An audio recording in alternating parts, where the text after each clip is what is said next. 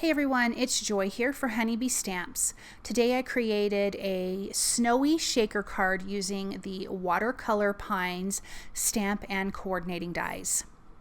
So I'm going to stamp all of these pines on a piece of white cardstock. I'm using some Distress Oxide inks. I don't use all of the trees, but I did stamp all of them. I wanted to have a choice of which trees I wanted to use. So the colors that I'm using, I did use Mowed Lawn, but I ended up not using that tree. So I did use Pine Needles, Distress Oxide ink, Rusted Wilderness, and Bundled Sage. All three of those colors together were really, really nice once I had them kind of all stamped. When I stamped them and I realized here that the Mowed Lawn just didn't quite fit in for my wintry scene. I think it's a pretty tree color, but not for what I was doing. I did spritz the background of the tree stamps themselves with just the tiniest bit of water before I stamped them. I wanted it to feel a little more watercolory and have some little blurry areas.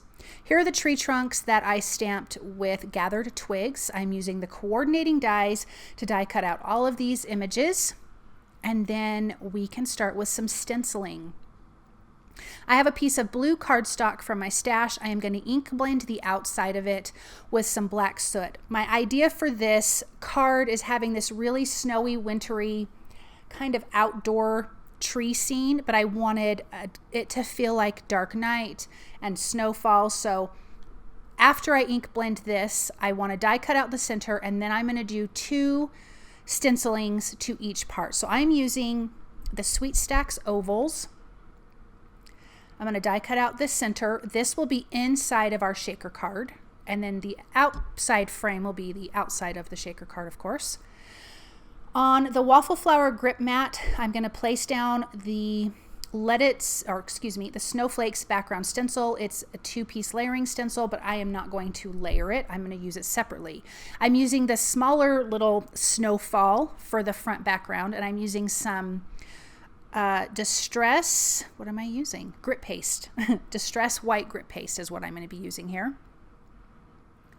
Making sure I get into all of the areas. I do want to take the excess off. I will say my grit paste was a little bit on the dry side. I think it's time to buy a new one, but I don't want it to be super, super thick because I want this to dry quick.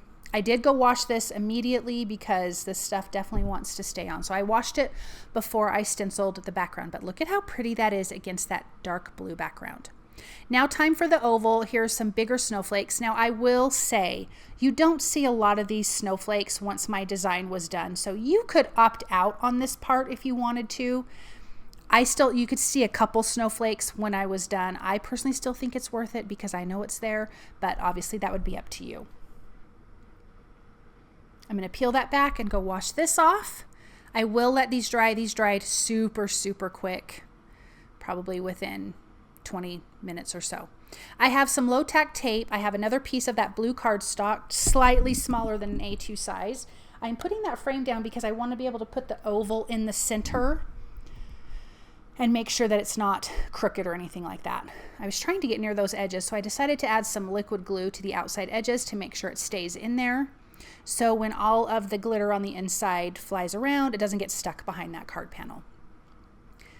I'm going to use some acetate behind my front piece here, of course.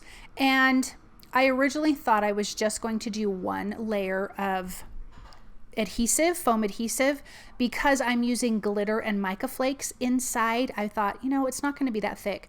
I did end up using 2 layers of foam tape. I just stacked the second layer on top of the first layer. I'm using foam sticky strips. You can bend this when you peel off that release paper. I want to get it really close to the oval so that way that's where all of the glitter and mica flakes sit, so the snow. My idea was I want, when the card is not being shaken, I want all of that glitter and mica flakes to be at the bottom of the trees. It looks like it's sitting in a lot of snow. Let's adhere the tree trunks to the trees. So you could also just stamp these on top of each other without using like the coordinating die. So some of these trees you can see exactly where the trunk fits in if you were to stamp it on top. Like if you did like a 1-layer card, if that makes sense.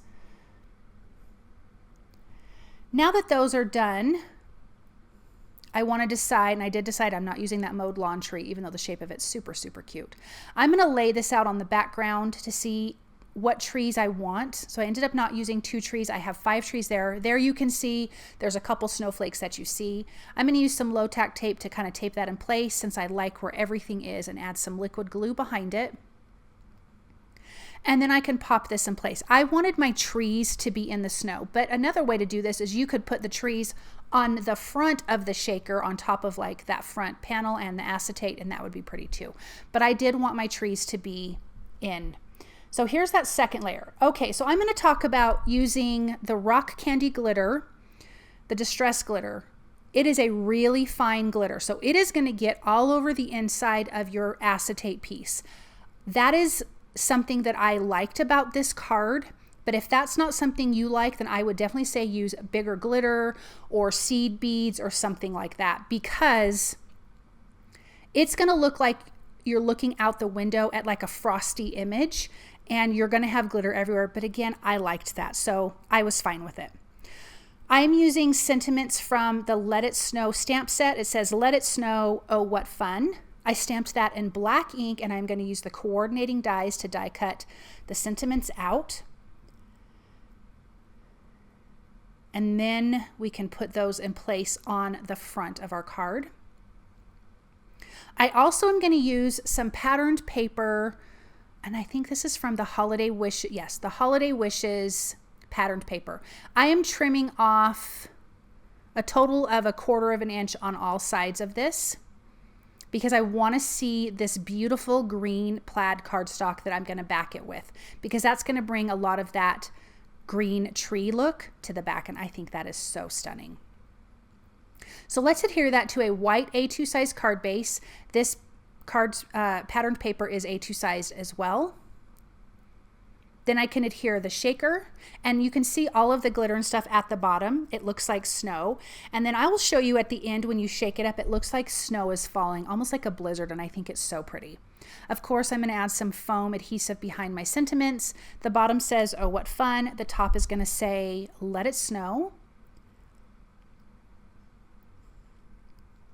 Okay, so look at when we shake this up, you just have all of that beautiful fine glitter, and then here's where to me it looks like it's snowing in the background. I think that's so, so pretty. So I love this, but again, if you don't, use bigger glitter. Thank you guys so very much for stopping by and watching. I hope that you enjoyed this project, and I hope you guys have a wonderful day. Bye.